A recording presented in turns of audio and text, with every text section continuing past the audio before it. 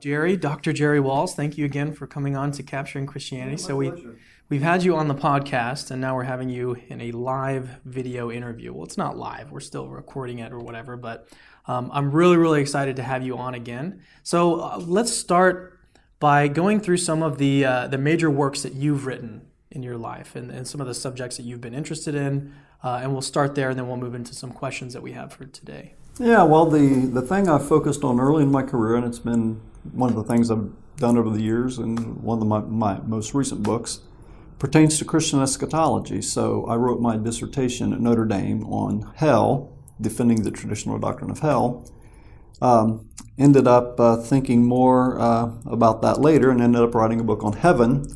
And the book on heaven had a chapter on purgatory, and I thought I was kind of done with purgatory, in that heaven book, and thought more about it and realized, well, purgatory deserved its own treatment.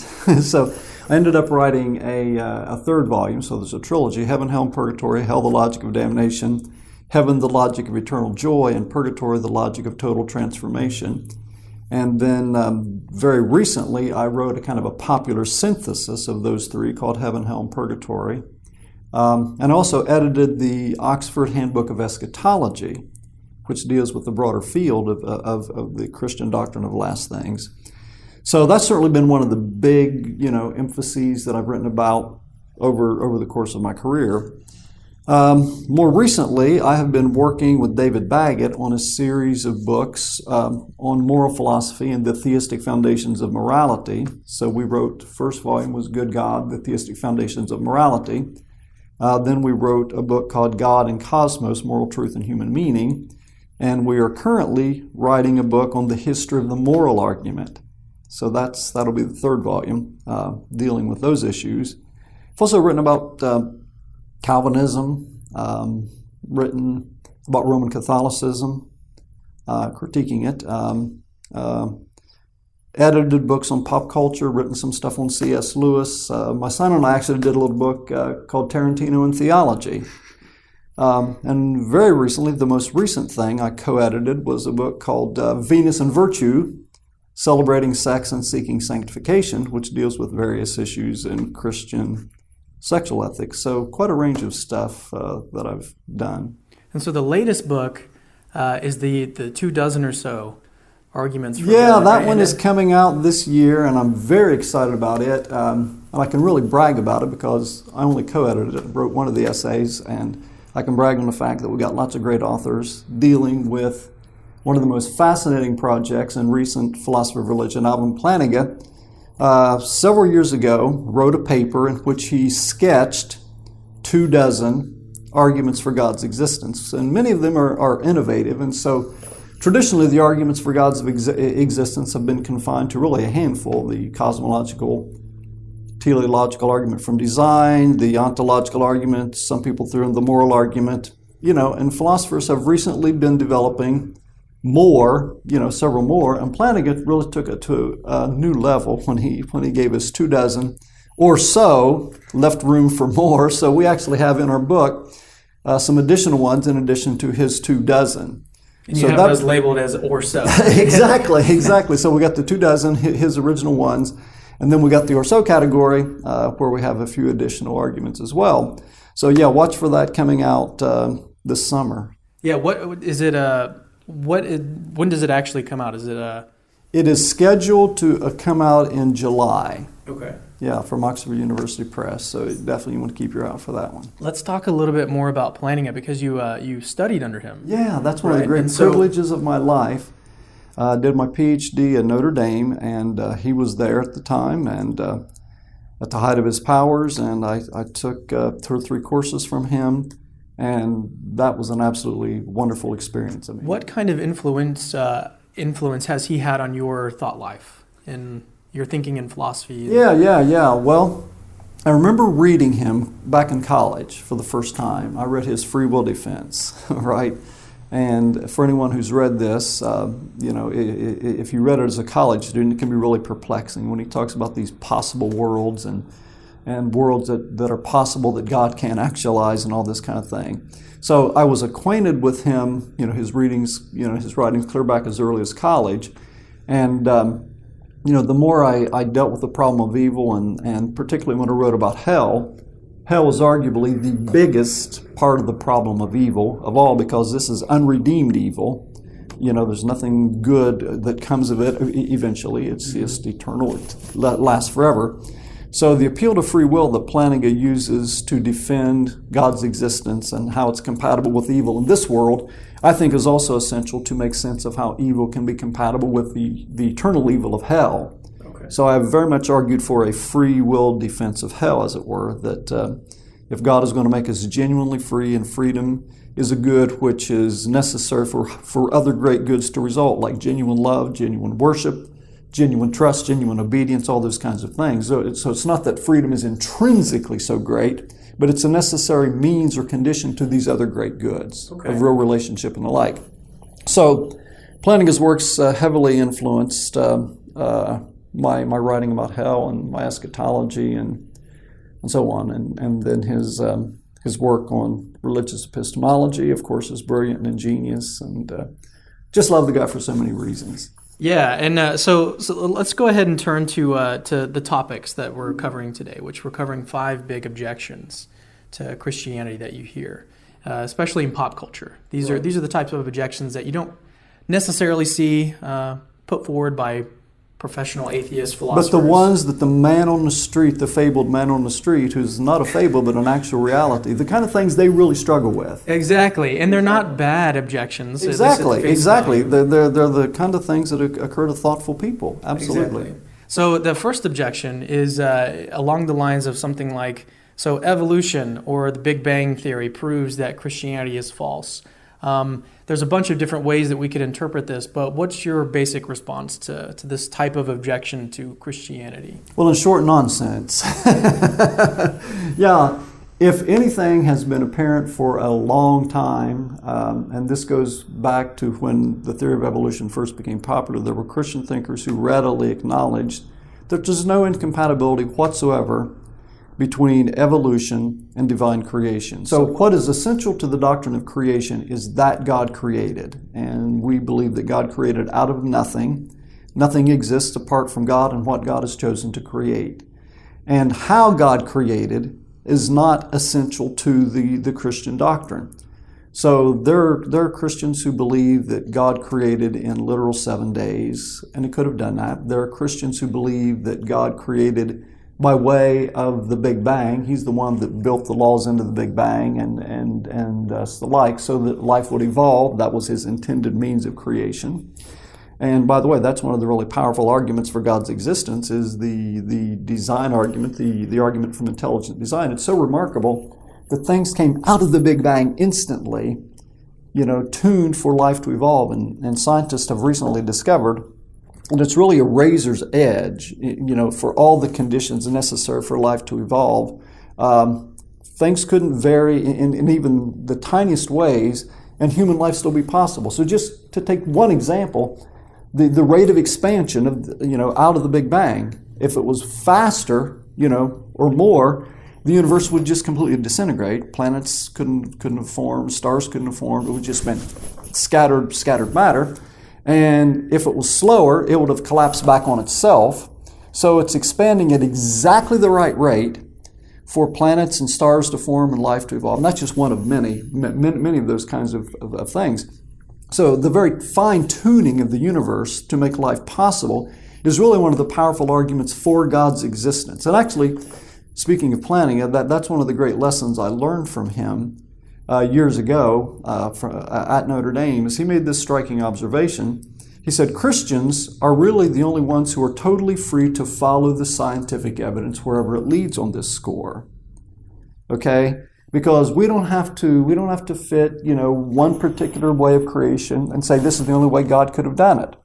We believe that He did it. He originated everything. But how He did it, again, He could have done it in 7 literal days. He could have done it by way of theistic evolution. He could have done it by way of evolution with acts where He intervenes from time to time to create certain things like human life, whatever.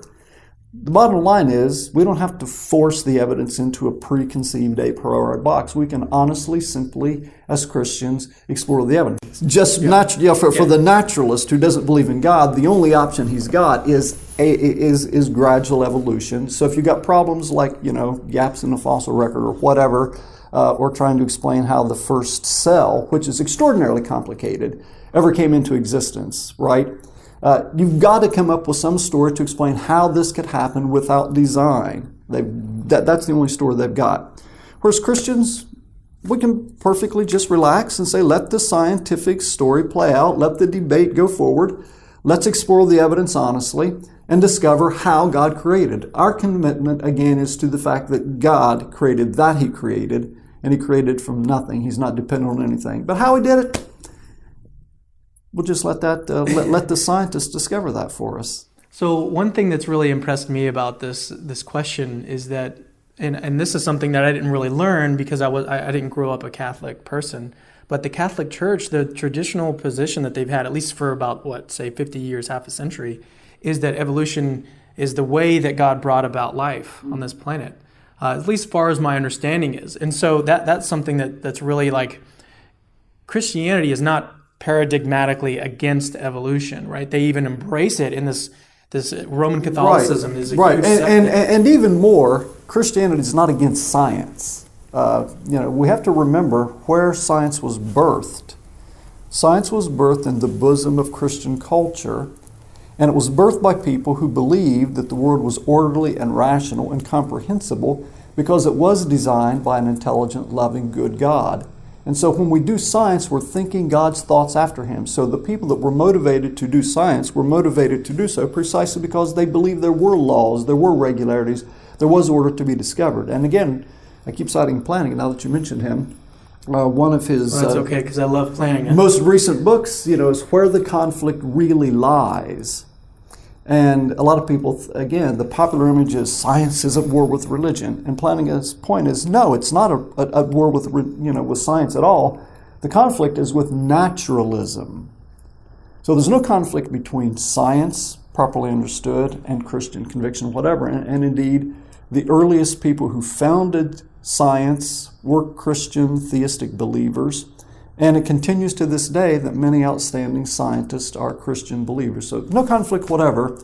There is a conflict between Christianity and naturalism, which is the assumption that God doesn't exist, but that's a different matter. That's a metaphysical, philosophical claim, not a scientific one. So sort of related to this question of evolution and the beginning of the universe is we seem at least to have really good explanations for why people tend to believe in God. Scientific, evolutionary reasons, whatever. Does this in any way undermine God's existence? This is something that you hear a lot in culture. And I find that such a puzzling objection. Why would you think if God created the world and He's the one that designed life for life to evolve, why in the world would you think that we would evolve not to believe in God? If there's a God, wouldn't you think that if God created us and He designed our faculties to know the truth, that we would naturally find ourselves inclined to believe in God? I mean, that just seems like a silly objection, quite honestly. And in fact, there's a well-known psychologist, Justin Barrett, I think is his name, at Fuller Seminary. In fact, he wrote one of the essays in the 24 or so Arguments for God book that's coming out. And he's documented the fact that belief in God is native, it's natural, and so on, and thinks this is really a good reason to think there is a God, that this is the natural human condition to believe in a creator, to believe in a supernatural God, and so on. So, atheists have said our misfortune is that we evolved to believe one thing, i.e. God exists, and discovered another. Mm-hmm. That's the way they see it. And our misfortune is to have this existential crisis that we evolved, to think that there's a God, there's transcendent meaning, life is true, that there's truth, goodness and beauty, and that there's ultimate eternal happiness. That's what we evolved to believe. And then unfortunately we discovered, oh my God, there is no God. And so we got this conflict between how how we evolved, what we evolved to believe and what science later discovered, right? And the Christian says, nonsense, there's no conflict. What we evolved to believe is precisely what God designed us to evolve to believe, and there is no ultimate conflict. And in fact, that's a clue to the fact that ultimate meaning, ultimate reality, transcendent truth, beauty, goodness, etc., those are ultimate realities, not delusions. Yeah, and there's a similar kind of objection that Christianity is just a sort of wish fulfillment, is that people believe in Christianity because they need some father figure to believe in God. This was Freud's famous idea. Right. And why, once again, would you think the truth, if God exists, would be alien to us? Why would we not be attracted to the ultimate truth? Now, again, there certainly are pictures of God that can appear to be pictures of wishful thinking. But if you're looking at the biblical God, you're looking at a God who's holy, who's just, who's righteous, who calls us to repent, to be morally transformed. This is not the God that you simply, come up with to fulfill your wishes. So the morally serious, moral demanding, morally transforming God of the Scriptures is not the God of your fantasy illusions. So for me, planning this is the same kind of response that he gives, is that with these kind of like wish fulfillment objections, God could have used or could have created the world in such a way where we wanted to believe in God, or is that he used this way. Exactly, yeah. But then beyond that, there's this question of... And again, why would you think God wouldn't fulfill our deepest needs? I mean, if we're created in His image for God, why would you think that, God would not be the thing we desire the most? But then there's also this question of, well, hey, you haven't actually shown that I believe in God because of wish fulfillment. There's this, it's just an accusation, right? So exactly. It's, Christopher Hitchens was famous for saying what can be asserted without evidence can be dismissed without evidence. Right. So in some sense, he's an atheist. Right. So if we want to follow this atheist, logic, we should actually reject this claim because there's no evidence that's been presented in support of it. And how could you support that? But Plantinga's critique of that is quite brilliant in his book, Warranted Christian Belief, his critique of Freud and that whole wishful thinking line of attack. And again, it often just assumes Christianity is false, and since it's false, you got to have some explanation of how this belief arose, given the fact that it's false. So let's turn to the third objection, and this is an objection that I've heard from I don't know if my brother-in-law actually forwards this objection, but it's something he's thought about. So it basically goes like this. The Bible, when he looks at the Bible, or basically when you think about who were these people that were writing the Bible back in the day, they just seem like they were completely uninformed. They didn't have any kind of scientific knowledge at all. It just seems like a bunch of, goat herders basically writing these books thousands of years ago. So how can we trust at all that the stuff that's written in the Bible is reliable? So how do you start to approach that one? I think that would be a great objection if the Bible professed to be a physics book or a chemistry book or a biology book. It's none of the above. The Bible is the record of God's revelation of Himself and his story of the fall of human beings into sin and the story of redemption and salvation. So that's the question at stake is there a credible reason to believe that? And so I'm sure you are quite aware of the fact that the doctrine of the resurrection of Jesus, which is utterly central to the biblical message, has been explored and defended at great length by a number of philosophers and scholars, including Richard Swinburne, who you interviewed earlier, and my colleague Michael Licona. I wrote a book on the resurrection of Jesus, a new historiographical approach. And what he did in this book was apply the very strict standards of historiographical evidence employed by historians.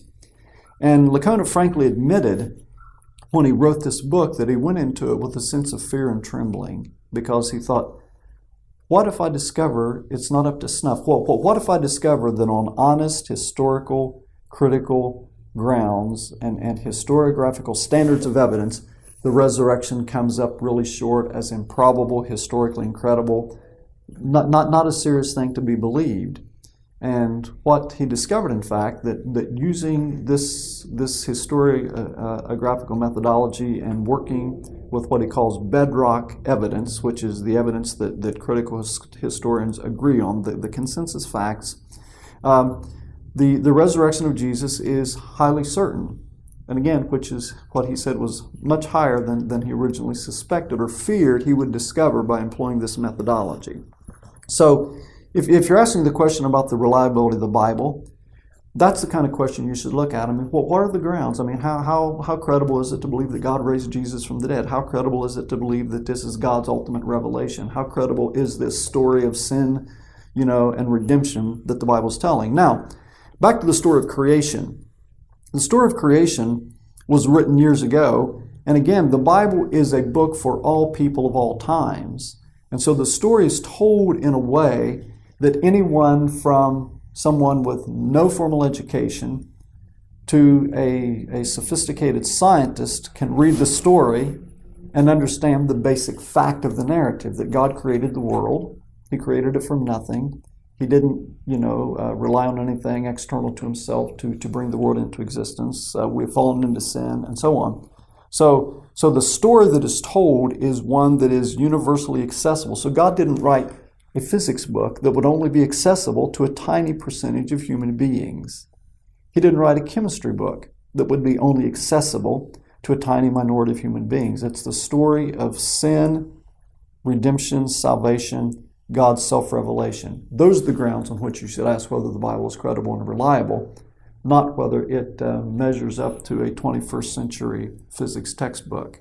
That's not what it's intended to be. To me, this is a straightforward ad hominem fallacy.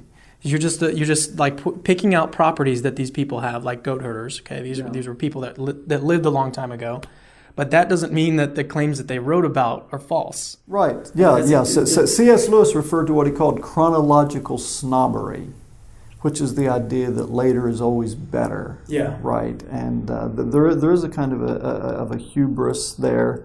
That is often assumed with respect to cultures and periods of history previous to ours. So let's turn to the next objection, which is Christianity is against gay people, and this is one that I think we actually have to be really sensitive about, because we don't want to overlook very, very specific things about what Christian doctrine actually has to say about this subject. So what are your thoughts here? Yeah, let me begin by saying I absolutely agree with you. This is a very hard thing to talk about honestly and frankly, because it is such a volatile issue in contemporary culture. You can hardly even discuss the issue or talk about the traditional Christian view of this without being accused of hatred and bigotry. The very articulation of what traditional Christian teaching is often just dismissed out of hand as hateful. So I would begin by saying, after that, when you say the Bible is against gay people, no, God is for all people. God is against everybody's sin. Now, unfortunately, there's been so much vocal opposition to homosexuality within the Christian church recently, and some people act like this is the biggest sin in the world. It's the only thing that matters, Right. And sadly, Christians have turned a blind eye, and they've winked at heterosexual sins for generations. They've been remarkably indifferent to premarital sex. They've been remarkably indifferent to casual divorce and things like that. But all of a sudden, bring homosexuality up, and all of a sudden, let's take a moral stand and draw a line in the sand. The thing that I think is the cause of this is that for heterosexual people, the thought of homosexual sex, just to be very frank, is just something that is innately repulsive to them. Visceral reaction. It's a visceral reaction that they have. And so that's the reason why they focus on, this question of whether or not gay people can be in the church, or, these types of questions. The reason why there's such a reaction like that is because it hits them on an existential level that the question of pride does not. Right? And when you think about pride, or you think about these other sins that are just as bad, or even worse. I mean, you. when you talk about pride, you're talking about what is considered one of the greatest of all sins and one of the most damaging and destructive of all sins. So we need to be careful and understand that our visceral reaction is not the ultimate measure of sin and evil. Okay, so our visceral reaction is not to be ignored. I'm not saying that, but it's certainly not the ultimate test of the grades of sin and the seriousness of sin. So again, the basic point I would want to emphasize about this is God is for all people. God loves everyone. God desires everyone's healing, forgiveness, and redemption. God is against all of our sins and desires us to acknowledge our sin, to repent of it, to be transformed from it. And there's no doubt that homosexual people, gay people who have these orientations have a genuine struggle that heterosexuals do not. But it's also true that all of us, whatever our sexual temptations, we've all got our struggles. We've all got our weaknesses. We all have our vulnerabilities. And God not only loves all of us, God is also willing, again, to forgive and heal all of us. And I think it's just, I think the idea that God is against gay people is a total distortion of the biblical message, as well as the larger picture of Christian salvation and healing and redemption. So would you say that a homosexual person could be a Christian? Absolutely. Just like someone who's tempted to fornicate can be a Christian, or someone who's tempted to commit adultery can be a Christian. Now, obviously, the Christian tradition holds that homosexual behavior is sinful and incompatible with the Christian lifestyle. So what is required of all of us, again, is to be willing to repent of our sexual sins, to ask God's forgiveness, and to ask His strength and help to do the right thing. One of the essays in the book that I just mentioned a moment ago, Venus and Virtue, Celebrating Sex and Seeking Sanctification, is by a celibate homosexual, and he offers some really helpful counsel for how homosexuals who have same-sex attractions can still live faithful Christian lives within the biblical standards. So again, it's a hard calling, no doubt, and I don't want to minimize that in any sense of the word, but I do believe that homosexuals can live a life of chastity, that they can be committed to the biblical narrative. They can also experience lives of genuine love and friendship and intimacy, although they do have a very difficult cross to bear in that sense of the word that I wouldn't want to downplay for a minute, to be perfectly honest. To me, this question of whether or not a homosexual person could be a Christian is similar to asking, like, can a person who is prideful be a Christian? It seems obvious that they could, right? Even though pride is not, obviously that's a sin. Pride is a huge sin. We just spoke about that. Exactly. Can persons who have, racist struggles, can persons who, again, are heterosexually lustful, can persons who have temper problems, can persons who are tempted to hate their neighbor, can they be Christians? Well, yeah, those are the very kind of people that Jesus came to save. And there's a reason why He didn't come to save perfect people. There's a reason why in many of our church services every Sunday morning we have a prayer of confession, in which we lay before God our sinful actions, our failures, our violations of His law, and we ask His forgiveness and His grace to truly repent and to be transformed. So let's turn to another question, which is, why do bad things happen to good people? That's a good question, but I think it's entirely badly framed. And I understand that's the way people ask the question, but let me reframe it. The question that should be asked is, why do bad things happen to fallen people in a fallen world? So the way the question is often posed, it kind of assumes that human beings, at least many of us, are totally innocent, perfectly good, that we should be completely above whatever adversity and so on happen in the world. The reality, according to the biblical story, is that we are fallen people in a fallen world. That is to say that we have turned away from God. We are in rebellion against Him. And that has not only affected us, it has actually had cosmic kinds of effects. So our world itself is a fallen world that is groaning for redemption, as Romans 8 puts it. So part of what explains a lot of evil is the fact that we have misused our freedom very badly. So sometimes terrible things happen to people because fallen people do terrible things to other fallen people. So much of what goes on in the world, when you think about, murder, rape, hatred, economic oppression, and so on, this is human beings misusing their freedom and going against God and rebelling against His intentions for themselves and for other persons.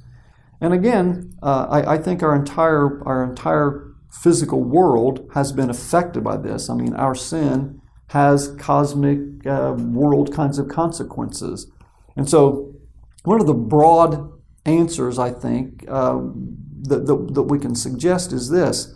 This world looks like what a world looks like when God says, all right, have it your way. Go your own way. Do it yourself. Run the world the way you want to run it. And that's a big part of it. Now, there's still lots of evil that is very hard to explain and understand. There's no question about it. And I think we should be very hesitant to try to explain particular cases of suffering and evil in terms of some particular theodicy or explanation. But here's something I always like to point out when I talk about the problem of evil. The very phrase, the problem of evil, is a loaded phrase. So here's something really worth thinking about. Why do we call it a problem? And why do we think there is such a thing as evil? What makes something evil, objectively speaking? And again, why is it a problem? One of the books that we read in my course on the problem of evil when I teach this course is a book by an atheist by the name of Susan Neiman, and it's a history of the modern problem of evil. And she makes this interesting observation. Every time we say, this ought not to have happened, we will put ourselves on the road to the problem of evil. Now here's the question that begs to be answered by all people. Why ought not terrible things to happen? Tell me why you think they shouldn't happen. And what I like to say, to put this most starkly, is thank God for the problem of evil. Thank God that I consider it a problem, and I've got a deep reason for calling it a problem.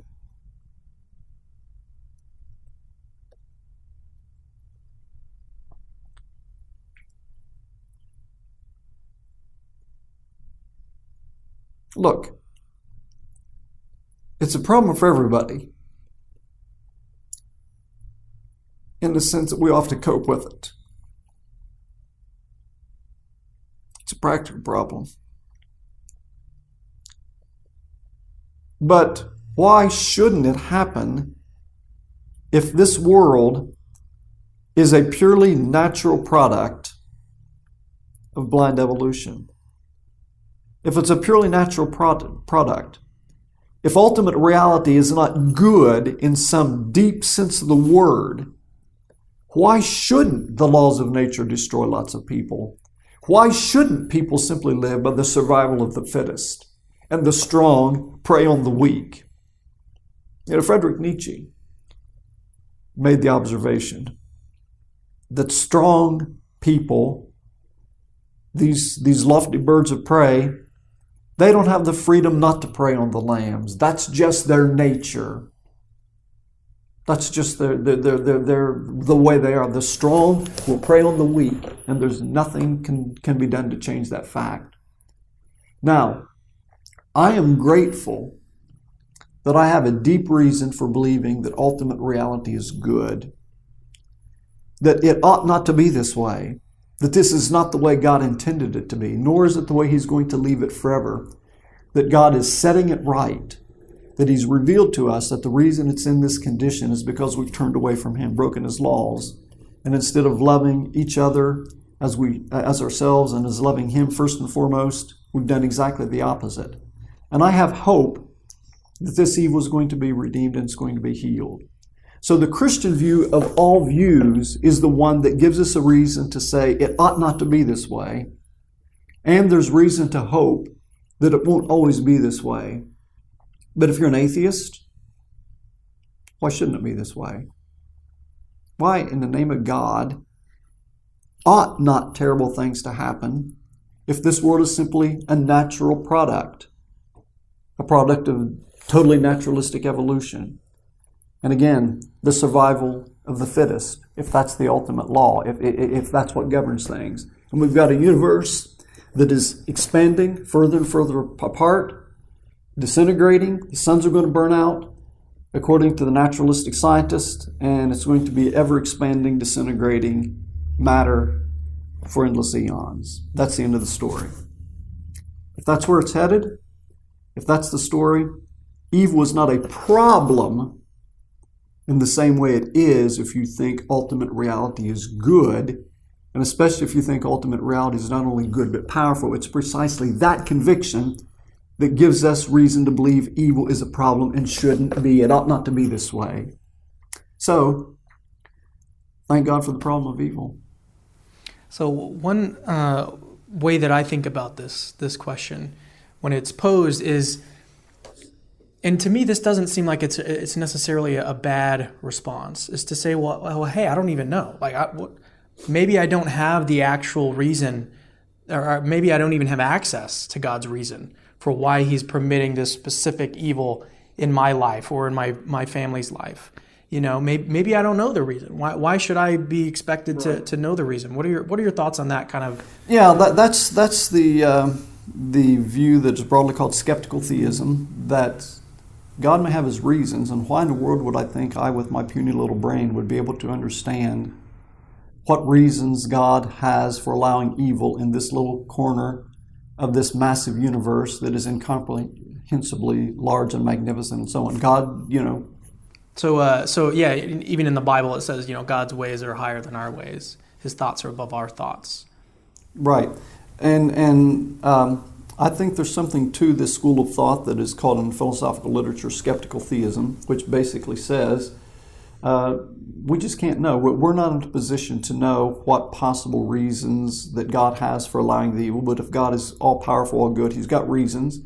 And at the end of the day, we may understand some of them. Some of them we may never fully comprehend and understand. So I subscribe to this to some degree, but I don't want to take it too far, because I think we have some idea what God is up to as revealed in the Bible. And I do think that, as I said, the fact that we're made in God's image with freedom, that the world has fallen, I think that can take us away into understanding why the world is the way it is. But yes, at the end of the day, we're not going to understand fully why all the evil happens. That's for sure. So there's a philosopher, Trent Doherty. I really like his work. He co-editor of 24 or so theistic arguments. Actually. Right, and his views on skeptical theism are somewhat similar.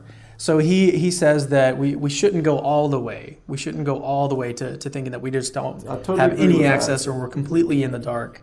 I think that the way that he frames it is that skeptical theism, properly understood and properly applied, gives us a sort of like range of maybe the reasons that we think of. Maybe it's not that reason. Maybe it is the reason. So a little bit of a range. Plus some reasons that we haven't even thought of before. But yeah, and I agree with that. I think going completely down the skeptical trail simply is incompatible with recognizing the fact that God has given us some substantial revelation about Himself, the biblical story of fall, redemption, and so on.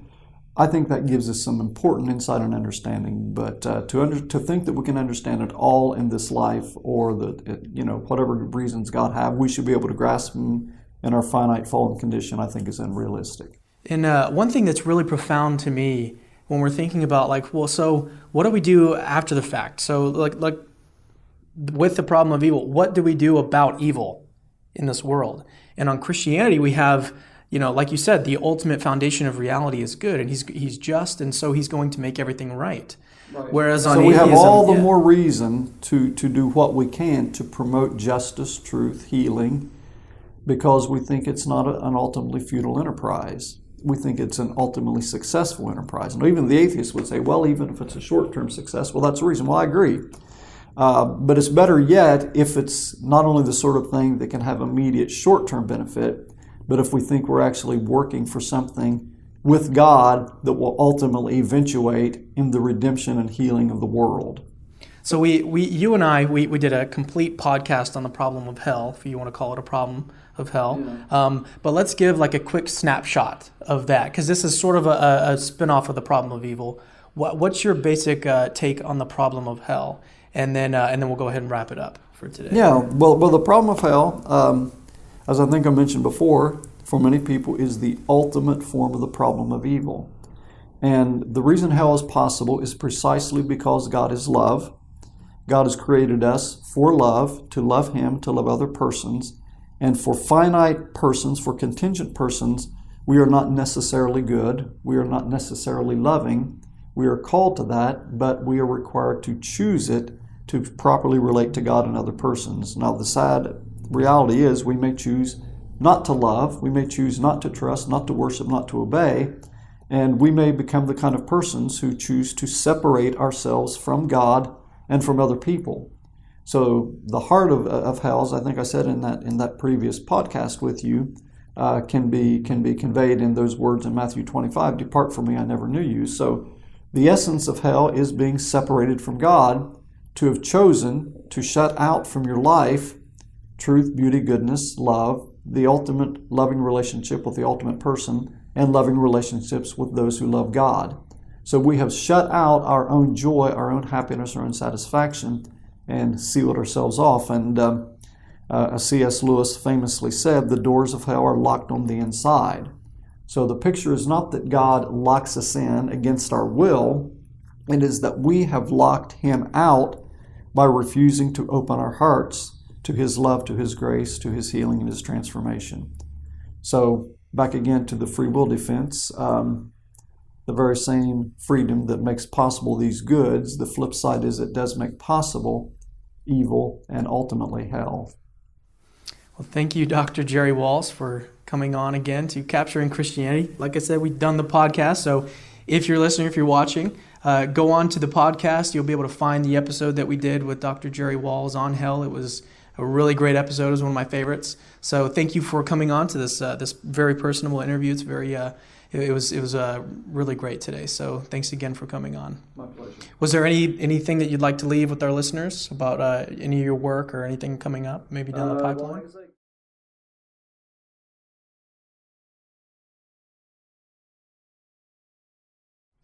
Awesome. So see you guys later.